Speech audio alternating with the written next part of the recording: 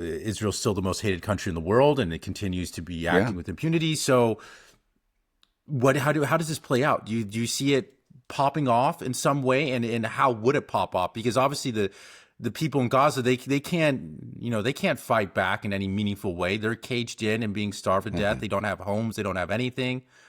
Is anything going to happen? Are we just Well, going to something's going to slowly watch happen. them die? Yeah, well, that's the horror, and it's again, it's happening in the West Bank too as we speak. Um, it almost seems to me that it's more likely. Well, what's driving this and what is going to have a bigger impact on Israeli actions in the future is really domestic politics, and the survival instincts of Netanyahu. We'll see, because again, there are those forces that are willing to accept the ceasefire for the time being. They got more than half of Gaza, but they want it all. They want to drive them out. And at the same time, the rest of the country really wants a longer rest. It's not like they've abandoned Zionism or they really care about Palestinians now, but they don't want to see a resumption of open hostilities. So I think that's where things are going to be decided, is on the domestic front right now for the time being. But the larger, expansionist project has not been abandoned in Israel. Will continue, and it's going to continue to raise tensions within the Middle East. That's not going to end. There's still a lot of anger. Much of the Western world has turned away. It's clear that, again, European governments realize that, the spotlight isn't on us anymore, and they're just resuming their relationship with Israel. They, where they had made really cosmetics or changes or very minor changes in the relationship to show some disfavor, those are ending. Like in Germany, there were some restrictions on arms shipments to Israel. It's interesting, actually. Germany is one of the major suppliers of arms to Israel. It's by far the leading supplier of arms to Israel after the United States. Something like 30% or 29% of the arms that Israel imports come from Germany. So they had suspended some shipments. I think, it was pretty minor, but now even that minor suspension has ended and everything's going forward. But much of the world, is not being tricked. And I think even within Europe, most people on the ground know what's going on. This isn't going away. I don't know how it's going to play out. I think, again, probably, unfortunately, I don't think anybody's going to force Israel's hand from the outside. The only one who potentially could do that is Trump. But he seems to continually disappoint, and he just fails to follow through. He does have his preferences, but it seems like the other side, they know how to wear him down and eventually get their way. And I think that's what's going to happen in Israel. And then it's just within Israel, is the ethnic cleansing going to accelerate, or is it going to be put on hold for a while? And that kind of depends on domestic politics. For the Israeli settlers, and I know Ben-Gvir and Smotrich, isn't a big part of what they want to do is to rebuild the Temple Mount, right? Some of that's something that's not anywhere close to a majority view in Israel, but there is a substantial minority. It used to be truly fringe. I think Ben-Gvir is, closely associated with that movement, for example. And Ben-Gvir has real power. I mean, he has power over, the police within Israel. And then Smotrich does too. Interestingly, he's the minister of finance, yet he maybe it's through that position, but he has a great deal of power in the West Bank. So we've seen that's one of the reasons for the acceleration of ethnic cleansing in the West Bank. Do you think? Well, I imagine most of the settlers probably are wanting that, right? I mean, they're more radicalized in the West Bank, right? there, Well, so. Again, there are the ideological settlers, and then there are economic settlers. There are people who just get cheap housing, and they don't necessarily think any differently from the average Israeli. But the average Israeli is pretty extreme already. But the true extremists, the ideological settlers, the ones that are actively abusing Palestinians and stealing their land, yeah, I'm sure that they're all on in favor of building the third temple. Right. And Israel has shown that it has no qualms in destroying mosques and churches. I'm just wondering if at some point in time, do you think that Netanyahu would give that green light to someone like Ben-Gvir and Smotrich to say, yeah, let this begin as the final kind of nuclear option? If he really needs a war, it seems like that's the clearest one. I mean, and it seems clear that I know they don't like it. They don't like seeing the Al-Aqsa Mosque. It's the Israelis just want to erase the Palestinians. And that's just that huge eyesore right there in Jerusalem for them. They want to I imagine they just want to get rid of it. And if they do, then that would just be boom, huge war probably, right? that would definitely kick something off. Yeah, you would think so. And I think there's no doubt that they're inching towards it. In fact, they have been increasing restrictions on Muslim worshipers there. They're just making it more and more difficult. They haven't outright banned, Muslim worship there. It's still a Muslim mosque, but they do things, just to, for whatever reason, they'll prohibit worshipers from entering the mosque on a certain day, often on holy days, and also they are tunneling beneath the mosque. I don't know exactly where they are, or that's something that's sort of off again and on again. I think it started and then it was actually stopped by a previous administration. But it's just like there's this constant pressure, to take the mosque. They're inching towards it. And, as I think politics in Israel, if it continues on its current trajectory, eventually it's going to happen. It's a minority that wants to do that now. A lot of people might be sympathetic, but they just say, this is too risky. We shouldn't do that. That's kind of crazy. But at some point, we'll have enough of the extremists. The extremists will have enough power and constitute a large enough, percentage of the population that it will happen. I don't know when that day is, but it's going to. I think there's no question that it will happen. It will be attempted at some point. Do you think that what's been set in action since October 7th is ultimately going to culminate in this? We're not going to be able to see Israel return to any sense of normalcy. What happened on October 7th has fundamentally changed Israel, and the idea of going back to whatever it had in its relationship with the world is over. And so what we have in motion is just this increasing isolation of Israel, being an international pariah, and Israel just continues its slow expansionist, project. It continues to kill people in Gaza, take more land, don't let them rebuild, take land in the West Bank until there's they do something provocative enough to start some type of larger war. That's basically what you predict. I think that's probably fair enough to say. Right now things have slowed down because of the ceasefire, but they haven't stopped. After the ceasefire took effect, the Israelis built a wall, for example, in Lebanon that gobbled up some Lebanese land. Not a huge amount, but that's often how they work. It's incremental. They're going back to that incremental approach, and then of course in Syria, they're building new walls in the West Bank, or a fence that cuts through the Jordan Valley, and it's just going to make it life even more difficult. It's already so difficult for the people who live there, and the settlements continue to expand. They continue to grab land there, So the expansion is happening as we speak, and even within Gaza, where things are supposed to have been frozen for the time being, and they're supposed to withdraw, there's this yellow line.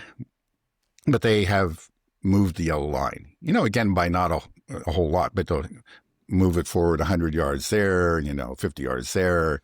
Even within Gaza, they're just nibbling away at the little that remains of Gaza, the less than 50% of already a very small territory. So the expansion continues. Right now it's gradual. They clearly are intent on ethnically cleansing Gaza, but they're trying to figure out how to do it. And they are coming up against some pushback from, above all from the Persian Gulf states and Turkey and Egypt, maybe above all Egypt.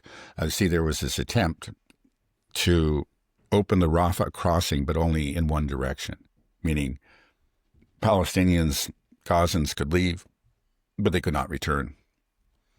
And again, according to the ceasefire, the 21-point peace plan, that crossing was supposed to be open and supposed to be two-way. But, they haven't opened it. Then they said they were going to, but it was only going to go one way. And that actually led to some a real pushback from Egypt and from some of the other states that are associated with this peace plan. So for the time being, they've held back on that. So they do have to proceed cautiously, but it's clear that they're still intent on ethnic cleansing. Can we hope for any official ruling, like from the ICJ? They had this plausible case for genocide, and it's been ongoing forever. But, we've had genocide scholars say that this is without a doubt a genocide. We've had a plethora of human rights organizations call this a genocide. But despite all that, there's no repercussions, So, but if we just get to this point where it's like, hey, it's undeniable. We have mountains of video evidence. We have quotes directly from all of your politicians and your military personnel saying, kill them all, this genocidal language throughout that you've been spouting for 2 years and more than 2 years. And we've been seeing it from your society, from your politicians everywhere. It just, there's no way you can deny it. Then won't there be some repercussions? Or you can't have a country that just can just commit genocide and get away with it, right? That's so crazy. Yeah, well, they have so far, let's be honest. But they haven't gotten away with it with the majority of people in the world. But unfortunately, those people that really count, as far as Israel is concerned, people like, the Merz government or the Trump administration, they're still very, very strong supporters of Israel, and it obviously hasn't diminished the support that they provide Israel in any meaningful way. They've just been basically just wrist slaps. Merz, by the way, is now in Israel, I think, as we speak. And that's another example of like normalization. Everything's okay now.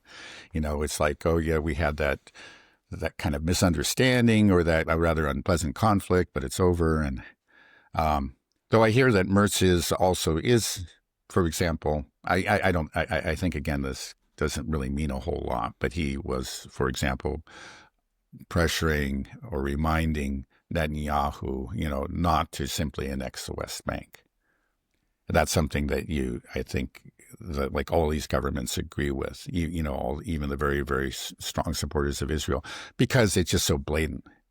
So they would rather have it as it is. Technically, this is not their territory, but they don't ever, including the Persian Gulf countries, they hardly ever say anything about, the de facto ethnic cleansing that takes place there every day. So they're fine with that, but they just don't want it to be too obvious. That's, I think, the unfortunate truth, including Merz. But Merz is there. He's supporting them. And, that support is still very, very strong, very solid. But we've talked about the long-term trends. There have been really dramatic swings in opinion, a new view of Israel that just wasn't there. Was never, I saw anything like that in my life. Ever since I was conscious of politics, there was always this rock solid support for Israel. That has ended.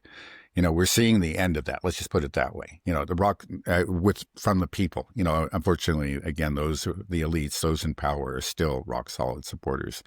But maybe I'm a fool, but I think in the long run, that kind of support depends on, does have to have some sort of popular basis. The Israelis themselves clearly believe that because they have invested so much in trying to keep everybody believing in Israel. And they, to this day, I think the most recent Israeli budget set aside something like $750 million for Hasbara, is for influence operations, mostly directed to the U.S. It's gross. I don't like it. Yeah. But it's going to catch up with them, right? I mean, I feel like as we have more time to process things, as more things get unveiled, and then if the ICJ does finally have a ruling, then it surely will have to have some real damning repercussions for Israel, right? I mean, like And also, just I would think I'm just wondering, like, what is the current flow of immigration and emigration of of Jews in and out of Israel now? I imagine there can't be that many coming back in, following their birthright program that they have, right? To try to pull amazingly, there is some, and there are some people that went rushing to Israel, like after October 7th, and to show their support, to actually join the IDF. But my understanding is that the net flow was outward. It wasn't as huge as you might think. They certainly did lose, a significant fraction. I don't know exactly what the percentage was. So maybe just a couple percent of the population, but I think it's an important couple of percent. They tend to be the more cosmopolitan people, the better educated people on the average, and they have lost some of that. There's no question about it. I haven't seen recent figures, so I don't know if that trend is continuing or not. But yeah, I just feel like the Zionists have just completely lost the narrative here. They every year they do this. Who's the Stop Anti-Semitism organization? They always do this Anti-Semite of the Year. I'm sure you've probably seen some around on X. I think it's probably the ADL. I think is probably what you're talking about. Is that right? No. This is something else, and they do something. All right. There are many organizations. Yeah, there are tons of them. But But every year, and now it's become kind of a thing amongst all these people that are talking, pro-Palestinian and against Zionism. It's a badge of honor for them to be labeled the anti-Semite of the year, and they're always like, "Please vote for me as anti-Semite of the year." Making fun of it. But they've gone after Miss Rachel very hard. I don't know, who Miss Rachel is, just because I have little kids, so you've heard of them. It's a show that my little boys enjoy watching. And she's just the sweetest, kindest lady that's just very bubbly and happy. I mean, she sings little songs for 2-year-olds. I mean, that's what she does. And she and she's great. She really is. The kids love her. But they're going after her so hard, and all she's saying is just like, I want every child has a right to live. I care about every child. I care about all children. That's what she's saying, and they go after her, and just, I see it. So they go after her so hard online. And it's just like, this, don't you guys understand? This is a bad look. This is a woman saying, I don't want children to die. And you're calling her an anti-Semite, nominating for anti-Semite of the year. And she's just the most innocent person that you can think of to go after. And just like, there's just no self-awareness. Yeah. And it's blowing my mind. It's like, the more money, they said they have the $750 million Hasbara budget. It's like the more they spend on it and the more they do this type of stuff, it's just the more damning it is for them. I just don't understand how they can't understand that we don't like to see these children being killed. I just saw a picture of a 3-year-old girl that was shot yesterday, and a boy. I don't even want to talk about it. It's so horrible. Some of the things that I've seen, and we've all seen these things, and they don't understand that this is what we don't like, and we're watching this, and we're forced to pay for it through our taxpayer dollars. Don't they understand how this? I just don't understand why they can't bridge that gap, that self-awareness. Why can't they figure it out? Yeah. Well, actually, you're right. And there have been some amazing statements, like often the most damning things that you can show about Israel and support for Israel, is not anything that a pro-Palestinian person says, but you just let them talk. And I think we probably all have seen, there's recently a former official of the Obama administration, I guess that was associated with the press office. I can't remember her exact title. A woman, but she went on, and it was just about, we have this real problem, like these people get obsessed with dead children. We have to we have to present our case, but we have to do it through this, push through mountains of dead children. It's just like she was angry about the whole thing. It's like, look, do you understand what you're saying? Yeah, the dead children are a problem. This is not a perception problem. This is a reality problem. But they just didn't seem to get that. That was because for them, I guess they simply don't care, and they don't understand why other people do care. How is that possible? How can you not care about little children? Yeah, I know it's hard to understand, but you see it. That's the thing that's so horrifying about this, and we've all seen it. Like among the Israelis themselves, you have all these selfies. These people that are just doing. are the soldiers that have killed a family and now, they've taken the apartment and then they're, playing with the toys that they find there and making a big joke out of it. Those kids are probably dead and you probably killed them. That's the kind of thing. Or then you even have Israelis who are back home. They're not within Gazan territory, but they make what they think are funny videos, where they pretend to be starving Palestinians, that kind of thing. There's just a complete absence of compassion, of any kind of empathy. It's just, and they don't seem to be aware of it at all. For them, it is funny. It is just a big joke. But the rest of us who still have some humanity look at that and say, my God, there's something wrong with you people. Right. And that's coming back to bite them. I mean, just the support obviously has dropped through the roof, but I just feel like there has to be some type of repercussion. And it's just always frustrating talking about this situation because it just grinds on and there's no change. Like, I'm hoping that there will be some type of self-reflection. We talked about this as well. Like, okay, maybe one thing with the ceasefire that'll give some time for people to self-reflect. Like, wait, what did we do? Let the everything kind of subside, and then it's like, oh my God, realize the actions that you've committed here, these atrocities, and maybe have some change domestically. But it just seems like things just kind of continue.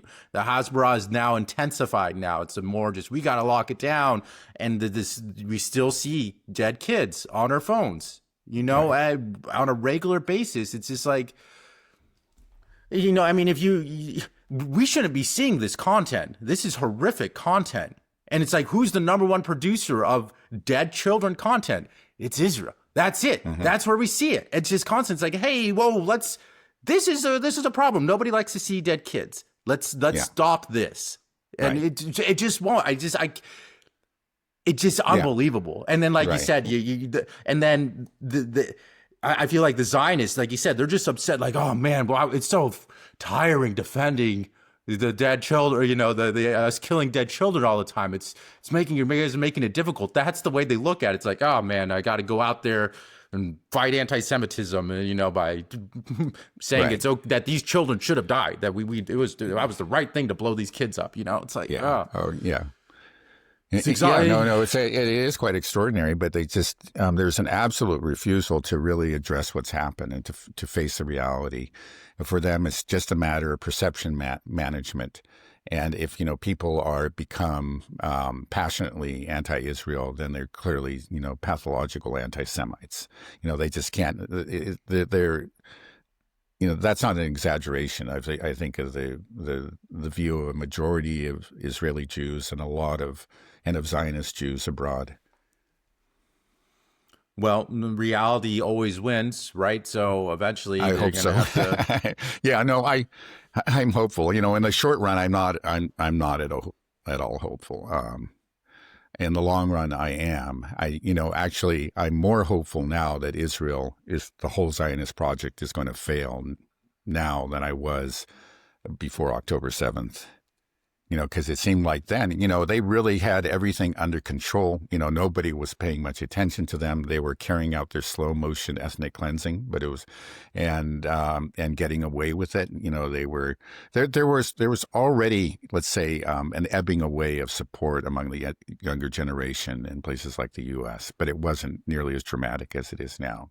So they had some worries, but in general, it looked like they had things very much under control. And now you say, okay, they've seized this territory. But again, as you pointed out, they are an international pariah, and a lot of people really, really hate what they're doing, passionately, and that's a problem. They understand it's a problem, but they don't know how to fix it. And what they're doing is making it worse. Just as you've pointed out. Yeah, I mean, the solution is so obvious to all of us to just say, "Hey, stop killing all these kids, women, and children." That's the solution. But they made efforts to, obviously to gain more control over the media. We've seen that happen in this country, and then within Israel, the foreign press was supposed to be allowed into Gaza, but that has been put off, I think, again and again. that's one thing that would increase the scrutiny. I would think, if you get more and more of these people into Gaza, but they have kept them out. But it's in this new age, you still can't, even if you do impose these restrictions and you gain control of major media corporations, you can't stop the flow of the images, of the photos, because of this new media landscape that now exists. Mm-hmm. Yeah, at least for now, they may try. Who knows? Yeah, I kind of worry about it. Yeah. They're right.